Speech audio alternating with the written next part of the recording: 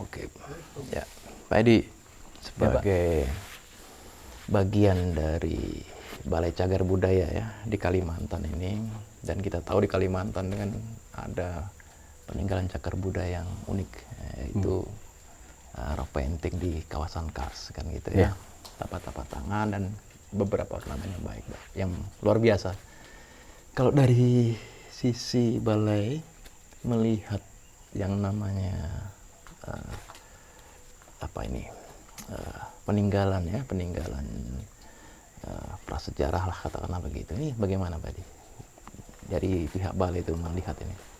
Ya, kalau dari kami Balai Pelestarian Cagar Budaya yang sebelumnya namanya BP3 ya, Balai Pelestarian Peninggalan Purbakala, sejak tahun 2013 kita tuh mulai tahu bahwa ternyata ada temuan gambar cadas atau sebut mungkin anak-anak arkeologi itu nyebutnya rock art gitu, rock art site.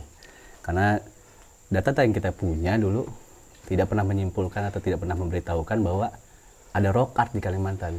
Mungkin hanya ada sejumlah informasi, tetapi lokasinya di mana, seperti apa gambarnya itu awalnya kita tidak tahu gitu.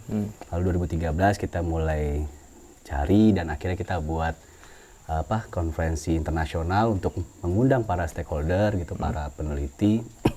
Itu akhirnya kita ketemu Pak Pindi, ada ketemu juga beberapa teman-teman peneliti di Puslit dan juga dari UI, bahkan dari tempat-tempat yang lain.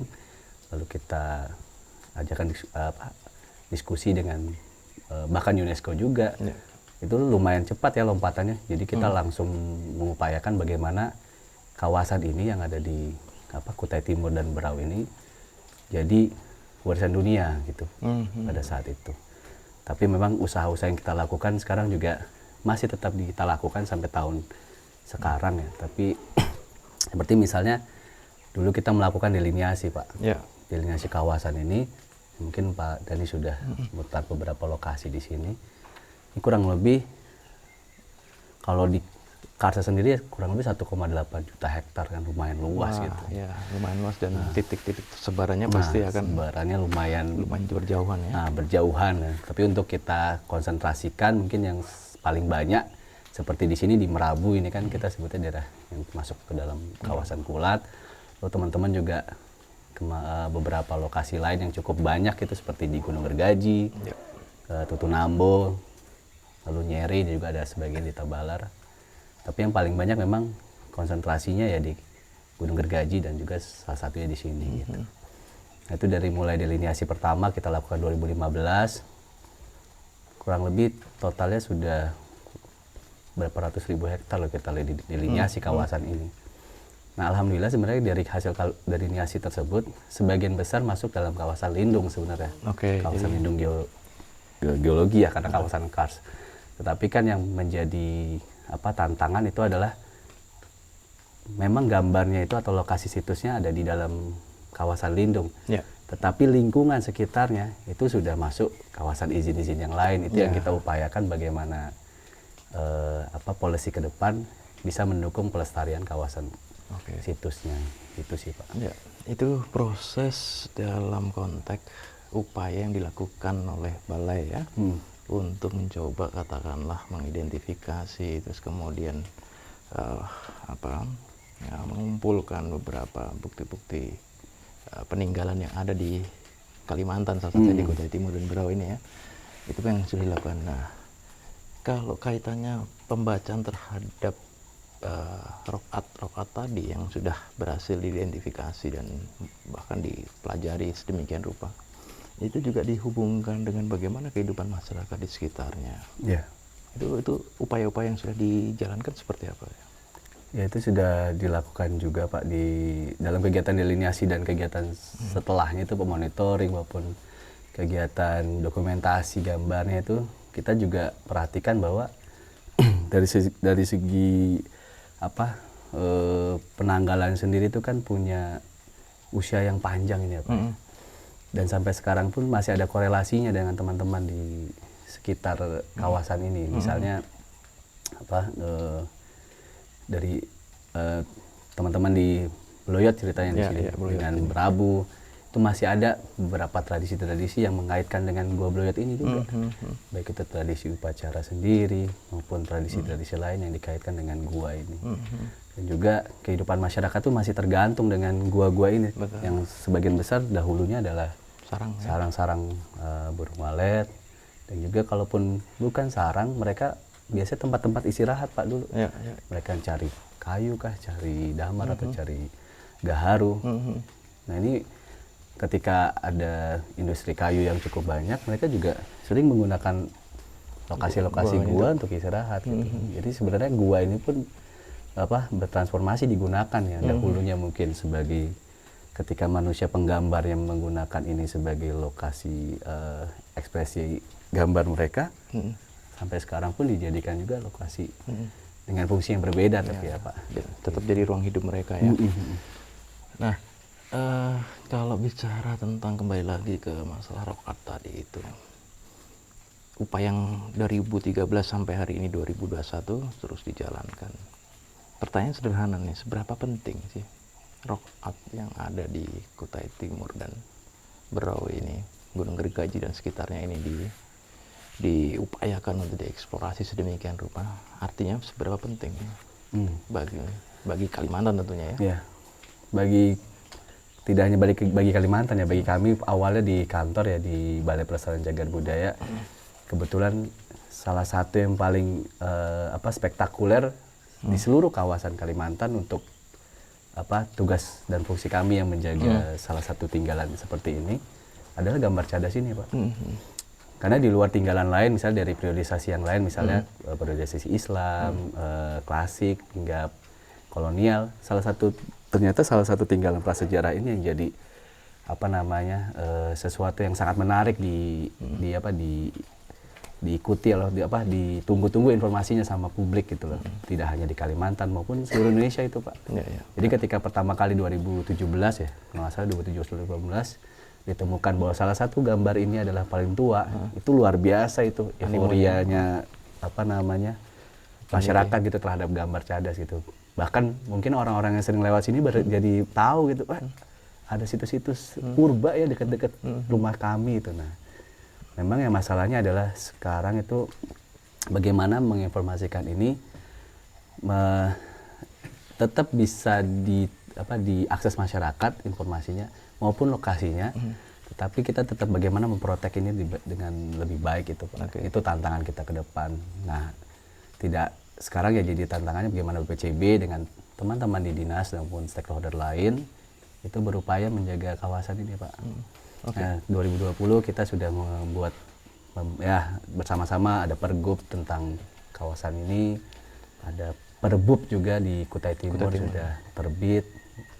Jadi itu salah satu langkahnya Pak. Nah, kalau bicara tentang seninya sendiri, artnya sendiri ya, dari pola gambar ya, yang kita temukan, misalkan di sini ada gambar telapak tangan, ada binatang mungkin ya, ada bentukan-bentukan itu. Seberapa istimewa dari sudut pandang Balai melihat karakteristik gambar-gambar yang ada ini? Mungkin yang salah satu yang luar biasa itu Pak, karena tidak ditemukannya gambar-gambar itu di tempat lain, itu yang paling penting. Pertama misalnya motif-motifnya Pak, walaupun di tempat lain ada gambar-gambar cap tangan ya, tapi tidak sekaya dan seraya di sini motifnya itu dengan banyaknya garis geometri, lalu banyaknya motif-motif khusus di setiap gambar. Kayak misalnya kita lihat, mungkin di sini juga kita akan lihat ya di Bloyot, ada cap tangan yang dia totol. Nah, terus ada juga yang garis dengan dihubungkan beberapa tangan yang lain, seolah gambar-gambar ini, cap tangan ini terhubung dengan gambar-gambar cap tangan yang lain gitu. Dan juga kan misalnya kita lihat di beberapa lokasi lain, ada yang menggambarkan samanistik, ada yang menggambarkan hewan-hewan yang saat ini tidak ada. Karena kan itu jadi satu hal yang informasi baru lagi Pak. Misalnya kita bisa lihat ada gambar tapir gitu, yang sekarang udah nggak ada di sini gitu kan.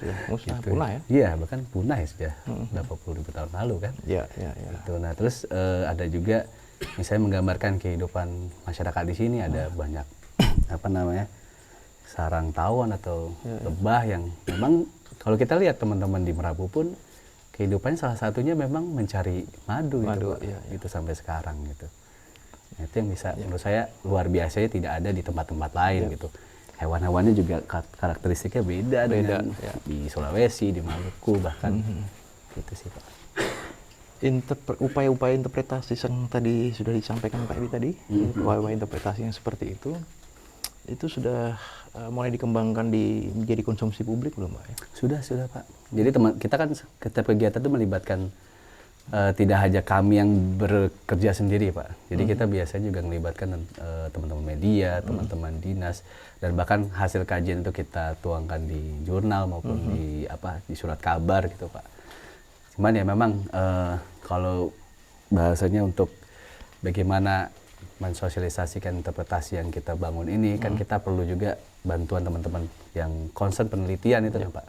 Mungkin itu yang saat ini kita sama-sama dengan teman-teman dari ITB, dari Puslit, bagaimana membangun narasi yang kita dapatkan di sini untuk bisa juga diterima sama orang-orang umum ya atau orang-orang awam di luar lokasi ini gitu. Karena ya tadi sesuatu yang menarik itu menurut saya juga perlu dapat kemasan yang menarik. Nah itu yang. Tapi kesini makin menurut saya antusias dan makin pemahaman orang-orang di Kalimantan Timur lah khususnya Pak itu makin juga terbuka Pak dengan informasi ini, dan mereka juga bangga juga Pak kalau bisa kita lihat ya, karena beberapa kali kita pameran mereka tuh tahu misalnya Sangkulirang gitu langsung itu wah iya saya pernah ke sana atau pernah lihat gitu. Gitu sih Pak. Oke, saya membaca perkembangan kesini mengarah kepada konteks wisata ya, pariwisata ya. Dan bahkan skalanya pun juga istimewa, geopark kan, kira-kira gitu. Iya Pak. Nah, gimana nih Pak Edi sebagai orang Balai melihat pengembangan pengembangan ke arah pariwisata. Pariwisatanya ya Pak ya. Nah, itu sebenarnya geopark itu ya. Nah, gimana tuh Pak? Di luar konsep tadi ya, walaupun konsep pelestarian di Balai Pelestarian Cagar Budaya terhadap situs cagar budaya itu adalah salah satu boleh dikembangkan menjadi kawasan wisata atau jadi objek wisata. Tetapi itu kan secara alurnya proses pelindungan itu bagian akhir Pak sebenarnya. Nah itu yang menurut saya pribadi mungkin itu juga bisa sepakat dengan teman-teman di balai Pak, di lokasi lain, bahwa yang kita utamakan adalah pelindungannya tadi Pak. Pelindungan bagaimana menjaga kondisi gambar-gambar di sini yang kan kita temukan dalam kondisi bagus nih Pak. Selama ribuan tahun mereka terpreservasi dengan baik. Kita datang rusak. Nah itu kan yang mengkhawatirkan di benak kita gitu sebagai pelestari gitu Pak. Nah kita sekarang berupaya bagaimana tetap boleh dikunjungi, tetap menjadi objek wisata, tetapi bagaimana mengatur mereka dalam berwisata itu yang penting kita himbau gitu nah. Kayak misalnya kita akhirnya juga membuat banyak plang ketika misalnya orang atau masyarakat itu mau berkunjung gitu ke sini. Itu pertama. Kedua, kita melakukan kategorisasi Pak. Mana saja lokasi yang bisa dikunjungi gitu Pak. Karena kan sebanyak total kurang lebih sudah hampir 60 Pak kawasan gua yang bergambar ya di Kutim dan Berau ini. Tidak semuanya kita akses untuk dikunjungi Pak. Kita buka aksesnya gitu. Kita hanya akses mungkin sebagian besar yang kita buka akses, sebagian besar buat kita, buat peneliti sebagian besar untuk saat ini ya Pak. Tapi yang paling yang jadi prioritas untuk dikunjungi kita cari lokasi yang juga secara safety, keamanan segala macam itu baik, dan juga kondisi gambarnya juga bisa dikontrol lebih baik gitu. Nah kalau misalnya di sini, misalnya di Merabu, Beloyot ini yang kita bisa kunjungi. Karena kalau teman-teman datang, misalnya masih wisatawan datang, pasti yang dijual ada kawasan di situs Beloyot ini. Nah, yang Senen, Merdeka, bahkan Caipar yang agak jauh tadi, itu nggak prioritas buat didatangi. Dan juga kita kan punya juru pelihara itu Pak. Nah juru pelihara lah jadi bagian terdepan di kita lah untuk menjaga ini, memonitor gitu Pak. Karena kita tidak setiap hari di sini kan Pak. Gitu. Itu sih upaya kita. Seberapa intens ya antara balai yang tanda kutip tugas utamanya adalah mencoba melestarikan ya, melalui tindakan preservasi tadi ya. Di satu sisi itu, di sisi yang lain karena konteks temuan ini sesuatu yang luar biasa ya, sehingga mulai dikembangkan ke arah yang juga luar biasa, arah geopark seperti itu. Tingkat hubungan antara kerja pelestari dengan pengembangan yang berorientasi kepada ya ke popularitas lah katakanlah gitu ya, memperkenalkan ini ke dunia begitu. Konteks hubungannya sampai hari ini sejauh mana itu Pak? Yang kita berupaya dari sisi kita ya Pak, regulasi yang keluar dari sisi pengembangan itu tidak berbenturan dengan pelindungan, dengan pelestariannya maksudnya. Jadi seperti misalnya kita mungkin bukan di Merabu ya, di Tewet itu, sekarang kan sudah ada pos informasi yang cukup nyaman, jadi sudah ada toilet, akses publik yang lain yang bisa membantu wisatawan untuk berkunjung Pak. Tapi ketika ada usulan yang memungkinkan itu berbahaya bagi situs, kita pending Pak. Potensial untuk merusak. Ya, potensial merusak. Karena alasannya adalah karena berbeda sekali ya. Kalau kita ngomong wisata, bagaimana jumlah kunjungannya banyak, jumlah pendapatan daerah meningkat, punya dampak impact-nya ke masyarakat lebih besar. Kalau kami kan concern sebenarnya ibaratnya ya di situsnya dulu. Nanti masyarakat akan tetap dapat, tetapi memang harus dibahas satu persatu gitu. Kemudian misalnya waktu itu juga di Tewet kita dinas dan ada beberapa usulan lah ya. Bagaimana kok kita bangun tangga sampai ke guanya gitu kan, lebih cepat gitu kan, lebih mudah. Tapi itu dipending dulu. Kecuali kita sudah punya regulasi khusus untuk menjaga situs gua ini, situs gua Tewet misalnya. Pertama misalnya sudah ada yang patroli 24 jam. Sudah ada pegawai atau mungkin juru pelihara yang full di sana. Gitu. Itu mungkin kita bisa lakukan itu gitu. Tapi saat ini kondisi dengan jarak desa terluar dengan maksudnya yang paling dekat dengan situs aja makan waktu 3 jam Pak. Itu agak menyulitkan walaupun kita sudah cukup banyak Pak menempatkan juru pelihara 8 orang kalau nggak salah Pak. Itu jadi kayak Merabu ini juga kan agak sulit di kita Pak. Ya, agak berjuang lah gitu ya. Nah ya, 1-2 jam ke dalam dari desa. Tapi ibaratnya mungkin Merabu ini yang sebenarnya dari sisi nanti pengembangan dan pelestarian itu akan, maksudnya di dalam pelestarian kan ada pengembangan juga. Pelindungan sama pengembangan itu akan cocok sebenarnya Pak di Merabu ini contohnya. Ya, saya perhatikan, maaf Pak. Saya perhatikan di Merabu misalnya ya, sudah mulai mengembangkan tanda kutip desa wisata ya. Nah, iya. Dan itu kental sekali ada dalam diri masyarakat setempat. Kita akan mengarah ke desa wisata ya, dengan beberapa informasi yang harapannya bisa mendatangkan pengunjung kan. Dan destinasi atau spot yang dijual dari pengembangan atau dari upaya menjadikan desa wisata itu adalah gua ini misalnya, Gua Bloyot misalnya. Nah, di satu sisi masyarakat mengembangkan pariwisata berbasis desa atau berbasis masyarakat, di sisi yang lain ini ada situs yang memang warisan warisan yang sangat penting untuk dilestarikan, jangan sampai hilang kan gitu, yang dikerjakan oleh balai gitu. Bagaimana Pak tingkat hubungan antara balai sendiri dengan masyarakat pelaku wisata yang ada kita contohkan aja di Merabu.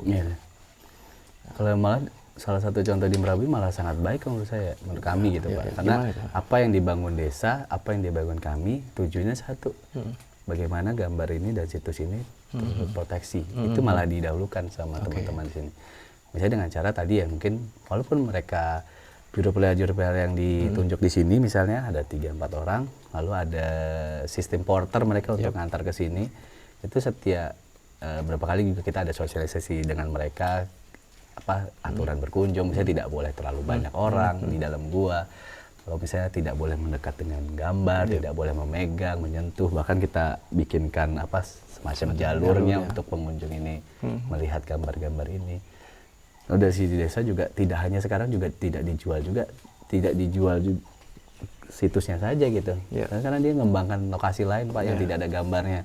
Misalnya kalau di sini dia kalau teman-teman mau wisata susur gua, mereka ada beberapa gua lainnya gitu, ada gua 5 cahaya, gua yang lain untuk secara bentang guanya itu lebih baik kalau dilihat ya. Lalu mereka ada nyadeng, ada puncak ketepu, jadi diversifikasi tempat itu yang menyebabkan juga orang tidak tumplok di sini semua gitu loh Pak, itu sih. Dan apapun yang dikerjakan tuh sejauh ini selaras ini Pak. Karena kami bangun, kami juga pakai teman-teman di Desa Merabu. Misalnya kita bangun pos informasi seperti itu Pak. Yang mengerjakan, yang membangun, yang mencari kayu, itu teman-teman dari Desa Merabu. Gitu sih Pak. Nah, kembali ke site. atau kembali ke gambar itu ya, yang begitu istimewa atau luar biasa ini. Tentunya di satu sisi ada upaya preservasi, kalau kita perhatikan juga dipopulerkan di tingkat dunia juga melalui publikasi kan gitu ya. Iya, Pak. Mulai dipopulerkan.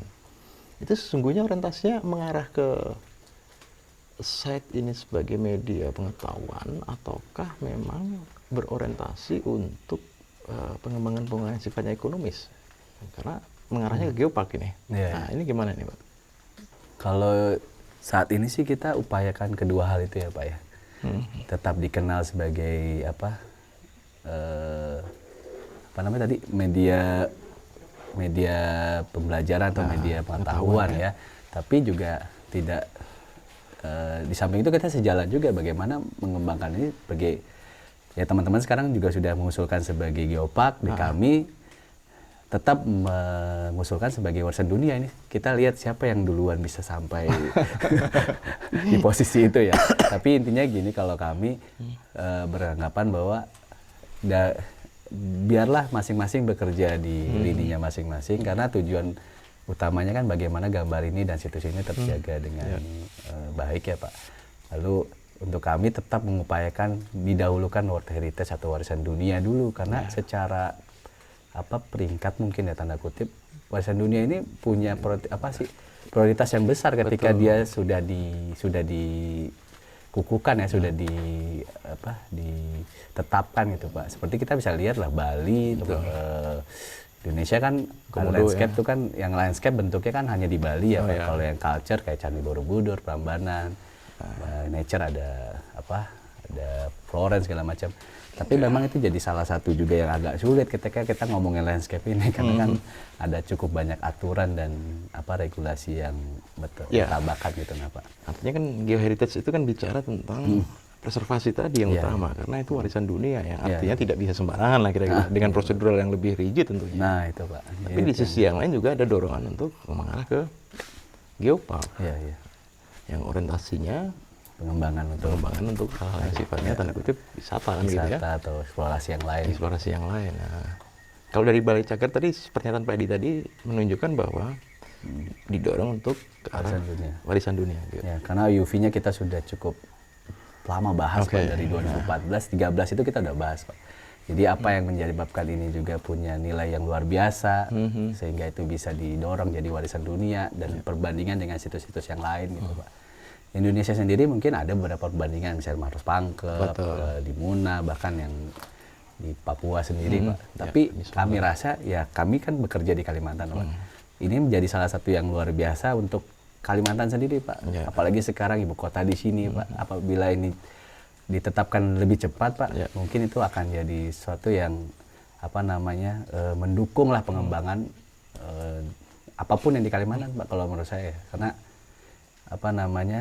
ini kan sentralnya juga Pak, secara lokasi geografisnya aja di tengah ini Pak, posisinya gitu. Bahkan mungkin sumber ekonominya juga ada di jalur ini ya. Ya sebenarnya kan tambang-tambang besar tuh sebenarnya. Nah itu dia maksud saya. Nah dengan ide-ide World Heritage tadi itu, yang katakanlah jadi sumber, karena World Heritage kan suatu kebanggaan tersendiri ya. Iya Pak. Nah tapi bagaimana ya kalau dari sudut pandangnya Pak Edi atau dari sudut pandangnya Cagar, mendorong ke arah World Heritage, suatu saat nanti geopark juga dikembangkan. Artinya kan ada satu akan menyesuaikan yang lain atau seperti apa itu? Tapi sih berharap tetap pelestarian dan pelindungan situsnya ini yang didahulukan. Pelestarian kawasan, tidak hanya situsnya sebenarnya. Kalau bisa secara kawasan ya Pak. Karena tadi situs ini bergantung terhadap lingkungan sekitar ini Pak. Apabila terjadi perubahan pada hutan sekitar, bariernya, dan juga kondisi lainnya ya di sekitar situs, itu dari secara tampak saja Pak, dari analisis kita melihat gambar itu setiap tahun ada perubahan.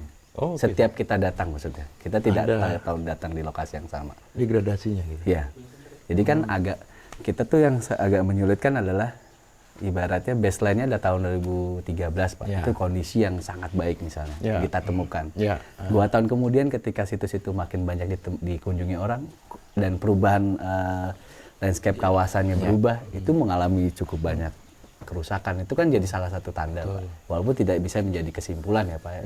Perlu diteliti ulang, perlu dikaji lebih lanjut, apakah itu punya dampak. Tapi kita percaya bahwa ketika situs ini sudah terpreservasi ribuan tahun dengan kondisi lingkungan yang seperti ini kan, dan dia berubah dan akhirnya rusak, itu kan bisa jadi salah satu hipotesis bahwa ketika alamnya atau lingkungannya rusak, gambarnya pun akan rusak. Apakah ini juga bagian dari alasan reasoning untuk mendorong ke arah water heritage tadi itu? Iya, Pak. Karena semakin kesini akan hilang kalau nggak diselamatkan lah, katakanlah begitu. Ya, makanya kan di dalam delineasi dan peta kawasannya kita cukup luas, Pak, untuk kawasan Samudera ini, Pak. Dahulu aja 15.000, Pak, 100.000 hektar. Ini lagi kita perbaiki dosennya kalau nggak salah 101.000, Pak. Itu cukup besar, Pak. Jadi waktu itu kita hanya mendelineasi zona 1 dan 2, zona inti dan pengembangan doang. Kita coba untuk lebih besar lagi, Pak, untuk dibikin sel sistem sel sebutnya. Jadi kita gabung-gabungkan sehingga jadi satu kumpulan kan, misalnya gergaji atau di sini ibaratnya ini kan batu gloyot nih, Pak. Nah, itu kan ada caipar batu yang lain ya. Kalau kita cuma lindungi satu batu lain dan di antara kita lepaskan dari statusnya, maka seolah nanti bisa dibikin apartemen di tengah atau dibikin apa ya. Nah, itu maksud saya ingin saya tanyakan. Upaya dilakukan preservasi kan konservasinya sudah mulai dilakukan di satu site. Nah, tapi kita lihat di kawasan ini kan juga berkembang sistem perekonomian yang menurut saya luar biasa, yaitu bicara perusahaan-perusahaan besar kan, tambang, kebun sawit kan gitu ya. Ini kan juga bukan, kalau saya perhatikan bukan mengecil, tapi melebar, kan begitu. Itu tantangannya itu di sini. Nah, pertanyaan saya begini, Pak Edi. Ketika Balai Cagar mencoba melakukan preservasi dan menjadi situs atau cagar budaya dengan delineasi yang sudah ditentukan, itu mampu nggak memberikan proteksi terhadap perkembangan industri tadi itu? Kalau itu mungkin yang sejauh ini kita delineasi yang sudah masuk juga di tahap pembuatan doser itu yang upaya yang paling saat ini maksimal kita bisa lakukan. Karena itu batas terakhir yang memang dimiliki sama negara itu, Pak. Secara izin tidak, itu punya negara semua dilindungi, Pak. Tapi kalau kita berharap, kita kadang-kadang bertemu dengan teman-teman dari teman-teman yang lain ya, tentang yang terkait sama perlindungan alam ya, maksudnya itu pinginnya semua kawasan ini, semua kars ini dilindungi gitu. Tapi kalau kita ikuti petanya saja itu kan 1,8 juta hektar, yang dipergub aja itu 300 ribuan ya. Itu kan besar sekali, Pak. Dan itu ada banyak pihak lah yang bersinggungan kan. Sejujurnya kami tidak mungkin mendelineasi seluas itu kan, Pak. Jadi dengan upaya yang 100 ribu yang kemarin kita upayakan bisa masuk, dan apabila itu ditetapkan, itu menurut kami sudah cukup, lebih dari cukup, Pak. Dengan angka yang sebelumnya 15 ribu, Pak. Ya, jadi kalau berhasil tadi berapa? 10 ribu ya? 10 ribu. 100 ribuan, Pak. 100 ribuan ya? 5 ribu kalau nggak salah. Oke. Itu berhasil ditetapkan, artinya semua ini nggak bisa ini akan terproteksi ya? Tidak akan pernah bisa lebih dimasukin. cukup terproteksi, Pak. Daripada yang angka sebelumnya, Pak, 15 ribu tadi. Karena kan ada beberapa batu juga kars yang posisinya itu sebelumnya itu tidak tergambar malah, Pak, di peta. Jadi kayak batu nyere itu hilang. Soalnya kagak ada situs itu. Padahal kan ada lumayan banyak situs itu. Kayak juga kita lihat misalnya di Pengadan tuh ada batu Pengadan, ada yang paling baru tuh di Mengkuris ya. Itu kan kebetulan secara karsnya sendiri itu masih konsesi HTI malah, Pak. Oh iya? Iya, Samalinda itu punya. Jadi itu yang kita coba masukin yang mana kita bisa masukin, Pak. Nah, selagi ini yang memang kalau bisa ya kita ada standar sendiri yang itu jadi policy, Pak. Misalnya berapa jarak minimal untuk proteksi kars atau proteksi gambar ini untuk situs, itu yang penting. Kalau dulu kita punya proteksi minimal 300 meter atau bahkan 1 kilo, atau mungkin pakai batas bariernya sungai sepanjang sungai itu di dalam kawasan kars, artinya itu dilindungi. Nah, itu sebenarnya kita kalau bisa sampai segitu, Pak, itu pasti lebih baik lagi. Itu pemikiran hal seperti itu sudah diupayakan? Sudah, Pak. Jadi dengan delineasi tadi itu sebenarnya kita ngelihat juga peta RPTRA-nya Kaltim ya. Seperti misalnya Gunung Gergaji itu satu gunung kan. dibatasi cuma satu itu, Sungai Marang Tujula itu aja. Lepas selebihnya itu masuknya sudah izin HTI dan lain-lain ya Pak. Jadi yang akan diselamatkan yang batas sungai sampai ke gergaji yang saat ini ya. Tapi alhamdulillah karena eksplorasinya belum dilakukan di kawasan yang sebelahnya itu, yang kita kalau ke Tewet itu ngelihat ya kayak Bapak lihat sekarang nih, masih hutan di depannya. Tapi nggak tahu ya 10 tahun, 20 tahun lagi ketika izin itu sudah mulai beroperasi dan sudah industri sudah jalan, kita bahkan mungkin bisa ngelihat itu kayak di kawasan Nyere. Nyere yang di depan sepanjang mata memandang itu isinya ya udah lahan-lahan yang ditebangin semua. Oh, udah habis gitu ya? Iya. Karena yang Nyere emang hanya batunya saja yang diprotek itu. Gitu. Nah, pada saat membuat, katakanlah pembacaan saya sederhana aja. Katakanlah kalau pada saat membuat preservasi kawasan gitu ya, di mana di situ ada batu ya, kars gitu ya, preservasi kawasan. Pertimbangan mendelineasi ini apa nih Pak? Di satu sisi geografis, geologi maksudnya, geografi dari geologisnya. Pertimbangan masyarakatnya juga masuk di situ. Iya. Sebenarnya sih karena kalau bisa masuk Pak untuk masyarakat. Jadi pertama kita geografis pasti Pak. Geografis lalu batas minimal, batas area kemarin kita tetapkan ya secara ini ya yang umumnya saja yang kita pakai waktu itu 300 meter Pak dari batas terluar batunya atau batas terluar hutan lindungnya. Lalu ada juga barrier misalnya sungai Pak, barrier yang alam ya Pak, sungainya atau mungkin dengan batu yang lain gitu misalnya yang terproteksi paling ujung misalnya. Tapi untuk masyarakat memang belum Pak itu yang kita lakukan. Karena kenapa? Karena posisinya sebagian besar cukup jauh dari pemukiman Pak yang saat ini ada ya. Kalau dahulu mungkin sangat dekat gitu. Yang paling dekat yang Bapak bisa lihat dari sini. Ya, misalnya Merabu ini yang kurang lebih 2 kilo 3 kilo ya. Gitu. Kalau misalnya seperti di Pengadan memang dekat ya. Cuman secara ini udah dikelilingi sama izin semua. Jadi nggak jadi. Tapi kita berharap kayak misalnya di Merabu ini mungkin bisa jadi contoh ya Pak ya. Kemarin Karangan juga mencoba seperti di sini. Jadi menjadikan hutan yang ada di kawasan Kars ini jadi hutan desa Pak. Jadi tidak boleh diperkenankan orang luar untuk eksplorasi kayunya. Warganya juga tidak boleh eksplorasi kayunya. Nah itu akhirnya bagaimana nih membayar itu? Mereka membuat program-program yang buat kemajuan desa sendiri Pak. Misalnya ada adopsi pohon, ada hal-hal lain lah yang dia dapatkan. Nah itu dia bisa bangun untuk di kampung. Gitu. Jadi ada give and impact-nya juga Pak buat menarik. Gitu. Untuk Merabu sih menurut saya cukup bagus ya Pak ya. Untuk saat ini gitu yang paling bagus gitu. Ya. Jadi harapannya ketika ini benar-benar katakanlah dipelajari, terus kemudian diidentifikasi, menjadi bagian dari pekerjaan bahwa untuk menunjukkan bahwa ini loh ada sesuatu yang luar biasa yang pantas untuk jadi warisan dunia, gitu ya.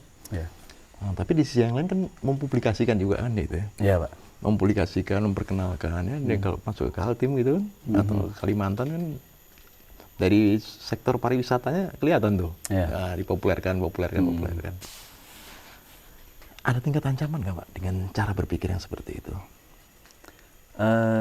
Sejauh ini kita berpikirnya juga apabila itu sebatas informasi, kita bagaimana caranya menyebarkan itu makin jauh Pak. Karena kalau tadi Bapak sampaikan itu ada ancaman ketika kita publikasikan ke cukup banyak pihak ya. Mungkin kalau akademis nggak ada masalah ya. Iya. Tapi kalau publikasi ke publik luas seperti turun di airport ada ini ada situs ini, situs ini. Nah, itu maksud saya itu kan seperti apa itu Pak kalau Pak Edi melihat? Kalau kami melihatnya sih itu juga salah satu cara bagaimana kembali lagi proteksi kita malah ke sini Pak malah. Karena artinya orang itu tahu bahwa ada loh situs-situs itu di sini dan ini saat ini kondisinya terancam. Jadi kalau tidak kadang-kadang kita kehilangan tuh karena tidak kenal dan tidak tahu Pak. Itu sebenarnya salah satu kuncinya ya. Karena kalau kita bisa lihat misalnya perbandingan orang yang tahu kawasan ini di Kaltim dengan 10 tahun lalu atau dengan saat ini mungkin jauh berbeda Pak. Dengan cukup banyak publikasi yang kita sampaikan dengan tadi misalnya kita pernah pameran di bandara juga Pak, Betul. di fasilitasi bandara bahkan tadi mungkin itu jadi satu hal yang ini ya sebenarnya terancam ya orang akhirnya tahu, tapi kami kembali lagi berpikir bahwa tadi kita sudah lakukan hal-hal yang untuk memproteksi ini lebih dini gitu Pak. Sejauh ini tidak pernah terdengar jumlah kunjungan yang akhirnya membuat akhirnya rusak seperti misalnya kita lihat perbandingan dengan Maros saja ya Pak yang sudah sangat banyak didatangi orang. Kawasan sini masih cukup bagus Pak, yang 2 lokasi saja yang kita buka ya. Artinya ide mempublikasikan di publik itu justru bukan untuk bukan untuk mengundang potensi kerusakan, tapi justru memperkenalkan ini ada sesuatu yang bagus. Ayo kita jaga bareng-bareng. Gitu. Idenya itu ya. Iya. Karena kalau enggak seolah nanti kita saja yang bekerja sendiri Pak. Itu yang bahaya sebenarnya Pak. Kita sering dulu. Ini dipahami nggak? Maaf, ini dipahami nggak dengan atau sama-sama sepemahaman dengan katakan stakeholder yang lain ya? Sejauh ini kita coba melihat udah sepaham. Sepaham. Ya. Okay. Mungkin ada beberapa pihak-pihak yang perlu kita juga intens berkunjung atau bertemu kembali ya, karena kan regulasi masing-masing stakeholder itu berbeda Pak. Nah itu yang kita coba ajak sama-sama. Seperti misalnya kita lakukan misalnya yang paling penting, yang paling sering kita lakukan adalah FGD mengundang mereka untuk membahas ini loh, kita sekarang dalam tahap ini, tahap penyusunan dossier misalnya sekarang. Tahap kayak kemarin misalnya dalam tim pengusulan warisan dunia di Rusia itu kemarin sudah mau masuk, tapi karena dosiernya belum lengkap, ini mental kembali ya kayak gitu-gitu Pak. Jadi hingga membangun juga bahwa ini emang harus segera ada sinkronisasi terus ya. Betul, Pak. Dikembangkan tapi sinkronisasi tetap dilakukan. Iya, itulah. Kita juga harus jalan tadi Pak. Jangan sampai kita nih kan kadang-kadang gitu. Kita ngeliat bahwa ini penting dan luar biasa. Kita publikasikan kemana-mana. Tapi akhirnya kita lupa juga untuk proteksi. Itu maksud saya. Nah itu yang bahaya adalah ketika ini udah masuk, mungkin nanti ditetapkan, dimonitoring ini rusak. Itu malah melempar lumpur ke muka sendiri. Ya ibaratnya kita mendorong ini untuk dijaga, tapi kita nggak bisa jaga. Ya, yang mana memang ada seperti misalnya salah satu situs lah, kita juga itu jadi pembelajaran buat kita ya, buat kami, buat mungkin semua orang. Satu situs di chat Pak, di Nyeri, di Banteng. Itu luar biasa pemberitaannya luar biasa bahkan ke kami juga luar biasa gitu. Nah, ditanya seolah loh kok bisa gitu kan. Nah, padahal itu tanda kutip situs yang kebetulan BPCB nggak pernah ke sana sebenarnya. Jadi kalau peneliti-peneliti lain pakai Pak Pindi, teman-teman yang dari dulu Prancis segala macam udah pernah ke sana. Sejak rentang waktu ketika tidak pernah dikunjungi lagi, itu dicoret-coret orang kan, dicoret-coret oknum lah ya sebutannya. Tapi ketika kita cari siapa oknumnya segala macam itu agak sulit ya, karena itu lokasinya memang kalau dilihat Pak, susah sekali ke sana. Nggak mungkin orang biasa tiba-tiba orang kota ya datang cek ke Nyeri, lalu dia naik tebingnya itu, lalu dia dengan PD-nya melakukan perusakan kayak kayak anak-anak SMA di Jakarta. Nah itu ya. Kayaknya nggak begitu gitu logiknya kayaknya. Nah akhirnya kita bisa jadikan dasar bahwa ini salah satu ada juga perilaku masyarakat yang seperti ini. Nah itu yang kita jadi pertimbangan. Malah itu bisa masuk juga di dossier kita bahwa kalau kita tidak bisa membawa masyarakat terlibat dalam pelestarian kawasan, ini jadinya tuh. Nah, salah satu contohnya ini. Itu jadi mungkin catatan baik kita. Kalau kita lihat yang terbalik ya Pak ya, bahwa kawasan lain berpotensi juga seperti ini apabila kita salah menangani kawasan. Salah memperlakukan. Nah, gitu. Itu sih mungkin yang kita ya sembari melihat kasus-kasus yang muncul Pak dalam pengusulan ini. Terakhir Pak, kalau bicara di tingkat regulasi, ini kan Pak Edi kan bicaranya di tingkat balai nih, dan bekerjaannya kan bersinggungan dengan aspek pemerintahan tentunya kan. Bicara tentang regulasi, memungkinkan nggak Mbak kawasan-kawasan seperti ini dibangun satu regulasi yang komprehensif itu untuk menata itu, bahkan sampai turunan yang paling spesifik. Contoh misalnya buang denda, itu kan regulasi ya Pak. Artinya dari pengalaman dan perjalanan untuk melindungi lah kawasan ini, terbaca nggak proses bangunan regulasi yang komprehensif, tapi sampai di tingkat bawah gitu di Kalimantan ini, Pak. Ya, kalau saat ini ya yang kami lihat belum, Pak, belum bisa sejujurnya. Tapi yang kita udah lakukan itu udah mulai dari atas ke bawah. Kita malah lompat, Pak, ibaratnya. Jadi kita bawa yang ke bawah adalah mungkin Bapak tadi sebelum ke sini lihat ada papan petunjuk buat berkunjung. Kita ajarkan porter, juru biara untuk bagaimana menjaga ini, itu dari paling bawahnya, Pak. Dari bawah ya. Desa itu. Dan di atas ya kita bantu untuk gimana regulasi pertama di SK-kan dulu di kawasan, Pak.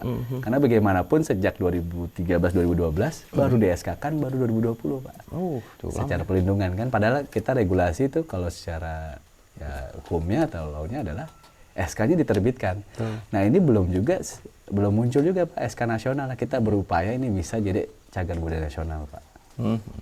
Nah, itu yang kalau dari atasnya ya, Pergub, SK nasional kan berarti menteri, Pak, yang apa. Nah itu baru kita bisa dorong lagi langsung warisan dunia. Nah inilah yang kita lakukan, kita paling bawah kita kerjain, yang di atas juga kita coba upayakan. Nah itu sih yang kita malah nggak bisa dari atas dulu baru turun tuh agak menyulitkan. Gitu. Terlalu tinggi ya. Aspek politisnya juga ada Ya, hitung-hitungannya kan. Karena dinas sendiri itu aja beda-beda menyikapi kawasan ini gitu. Ya, itu Ibaratnya sekarang kan di dinas itu pendidikan dan kebudayaan, ngikutin kita yang secara nomenklatur di kementerian. Sebelumnya itu banyak masih yang butpar, Pak, kebudayaan dan pariwisata. Secara anggaran kebudayaan itu kecil sekali, Pak. Sehingga tidak ada anggaran untuk untuk proteksinya sama pengampatan dan pengembangan itu lebih besar gitu. Jadi kadang-kadang kita agak bingung juga kalau diskusi dengan teman-teman kan. Kita kembangkan aja dulu, Pak. Lah padahal belum diproteksi. Maksudnya belum dilakukan hal-hal untuk mencegah kerusakan pada gambar atau pada situsnya, tapi gimana caranya dikunjungi banyak orang. Nah, itu yang kita selalu rem, Pak, tekankan untuk tenang dulu, Bu. Tenang, atau misalnya Bapak atau kepala dinas yang mungkin gitu. Karena gimana pun ini nanti suatu saat akan kesana, tetapi kita pelan-pelan dulu sebelum kesana. Jangan sampai sudah dikenal banyak orang, nanti didatangi udah rusak semua, kan itu yang kecewa juga. Tidak punya sistem support untuk mempertahankan ini ya. Ya, gitu, Pak. Itu mungkin, Pak, paling ya kita sudah lakukan selama ini, Pak, secara balai. Menarik sekali, Pak Di. Terima kasih, Pak Di, untuk obrol-obrol kita di Gua Blonyot ini. Baik, Pak. Pas sekali. Sama-sama, Terima kasih, Pak Di. Oke. Aduh.